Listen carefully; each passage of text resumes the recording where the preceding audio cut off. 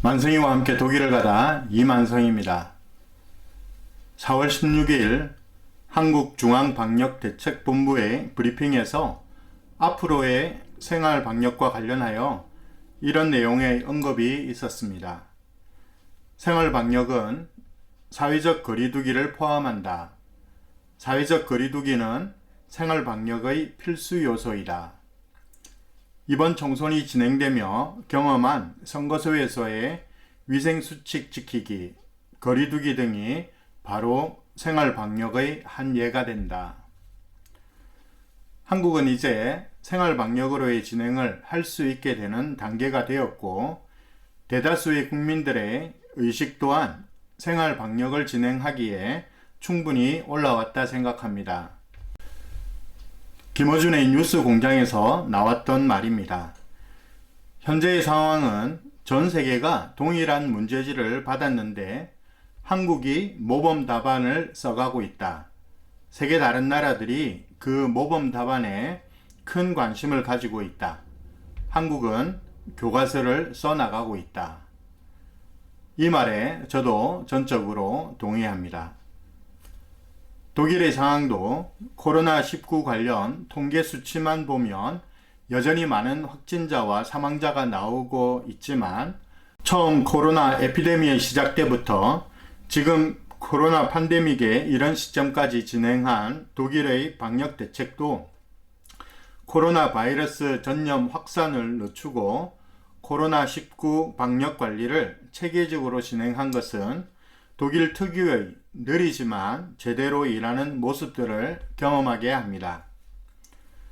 4월 15일은 모든 독일 국민들이 기다려왔던, 어쩌면 빌트지의 한 기사 제목처럼 결정의 날이라고 할 만큼 중요한 날이었습니다.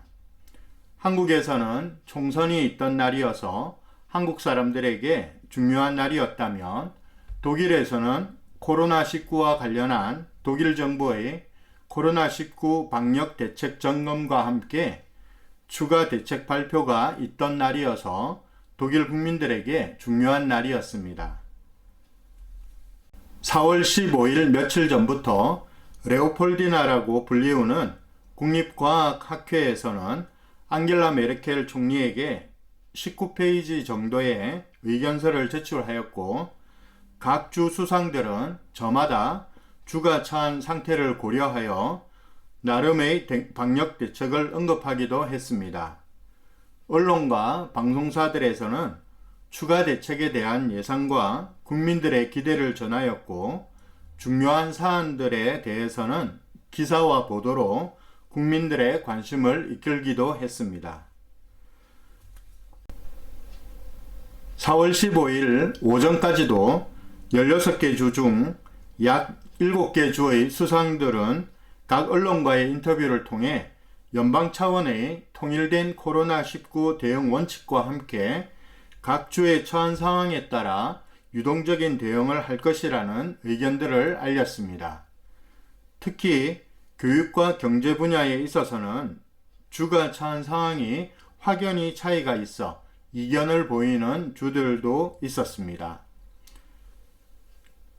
15일 당일 오전 10시 연방 차원의 코로나19 대책회의가 진행되었고, 오후 2시부터는 연방과 주정부의 대책회의가 진행이 되었습니다.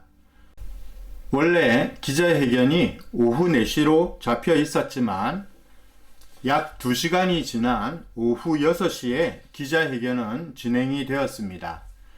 연방과 주정부의 회의를 통한 통일적인 코로나19 대응 방침이 어렵게 진행된 것을 예상할 수 있었습니다. 앙겔라 메르켈 총리는 기자회견에서 지금까지 우리가 이루었던 것은 깨어지기 쉬운 중간 성과이다 라고 언급을 했습니다.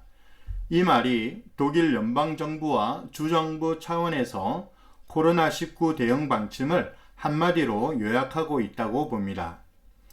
앙겔라 메르켈 총리는 우선 코로나 바이러스의 확진자와 치료를 받는 환자들이 독일의 의료시설, 의료인, 의료종사자들이 감당하지 못할 정도는 아니다라고 언급을 했습니다. 코로나19 위기 상황에서의 독일 의료 시스템이 붕괴되지 않았고 코로나19 위기 대응을 하는데 큰 역할을 하고 있다고 볼 수 있습니다. 코로나 에피데미로부터 지금까지 독일이 진행한 방역 대책은 나름의 성과를 내고 있는데 이를 두고 앙겔라 메르켈 총리는 이것은 깨어질 수 있는 중간 성과로 평가했습니다. 백신이나 치료제가 나오지 않은 상황에서 언제든지 감염자와 사망자 수가 늘어날 수 있는 것을 의미하며 국민들은 코로나 바이러스와 함께 일상의 삶을 살아야 한다고 언급했습니다. 지금까지 이룬 성과를 지키고 국민들이 일상생활로 돌아가기 위해서는 성급한 조치 완화가 아니라 단계적인 완화를 통해서만 가능하다고 했습니다. 결론부터 말씀을 드리면 코로나19 방역 대책과 관련한 획기적인 새로운 조치는 나오지 않았습니다. 현재까지 진행한 방역 조치를 그대로 연장하여 진행하기로 했습니다. 코로나19 조치들 중에 몇 가지 조정된 조치들이 있습니다. 그 중에 하나는 일반 마스크 사용과 관련한 것입니다. 대중교통을 이용할 경우나 슈퍼마켓 등을 이용할 경우에 마스크 착용을 권유했습니다. 의무사항은 아닙니다. 아마도 일반 마스크를 충분히 구입할 수 있는 여건이 아직 형성되지 않아서 강한 권고사항으로 진행을 하는 것 같습니다. 다음은 교육과 관련된 상황입니다. 1차적으로 인문고등학교 졸업시험인 아비투어를 치러야 하는 학년과 중등 과정을 마치는 시험을 두고 있는 학년, 그리고 초등학교 최고 학년인 4학년부터 등교를 하도록 결정을 했습니다. 원칙은 5월 4일 등교이나 주마다 시행하는 일자는 조금씩 다릅니다. 노드라인 베스트팔렌주는 4월 20일부터, 헤센, 튜링엔, 라인란트팔츠주 등은 4월 27일, 바이에른주는 5월 4일보다 한 주가 늦은 5월 11일 정도로 진행할 계획을 내놓았습니다. 그리고 점차적으로 학년을 늘려가지만 먼저 위생조치, 그리고 거리두기를 진행할 수 있도록 준비하고 학급 편성 및 학교시설 정비를 하도록 했습니다. 경제 부분에 있어서는 800제곱미터 이하 규모의 상가는 열 수 있도록 했습니다. 물론 여기에도 위생방역품과 거리두기를 실천할 수 있도록 시설 준비를 해야 합니다. 식당은 테이크아웃만 허용하고 그 외에는 계속 문을 열 수 없으며 카페나 야외 카페, 비어가든 등도 문을 열 수 없습니다. 주에 따라서는 일요일도 상가 이용을 허용합니다. 대규모로 열리는 행사들은 8월 31일까지 모두 금지시켰습니다. 종교 행사와 관련해서는 조만간 연방과 주정부가 함께 논의하기로 했습니다.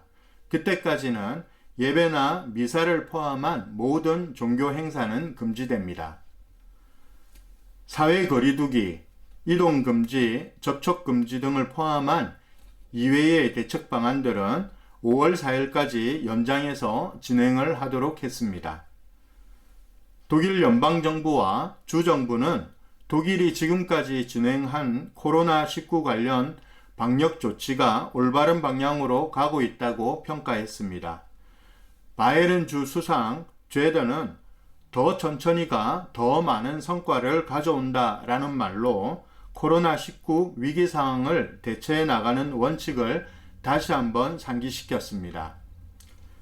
여기까지 4월 15일 있었던 코로나19 관련 독일 연방 차원의 기자회견 내용 요약입니다.